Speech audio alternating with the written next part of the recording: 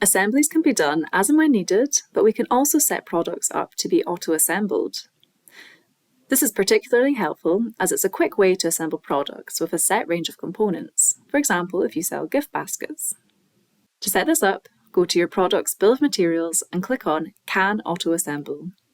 When you receive a sales order, process as normal, and if you're adding in a product that is auto-assembled, you will see the orange icon beside the quantity here. This is to link you to the assembly that's been created automatically in the background. If you click on that symbol, it will take you directly to the assembly, and you'll find the sales order number displayed in the comments section here. You can edit an auto-assembly even if it's created via a sales order, and also add supplier costs. So it's handy when you need to make custom products with a set standard components that's been specified in the bill of material. Please note that you cannot delete the assembly from here, but you are able to remove the product from the sales order. You can then either complete the assembly using the auto drop-down menu and selecting Assemble, or alternatively, once you complete the sales order, the assembly will be automatically completed for the relevant quantities and all your stock levels will be updated accordingly.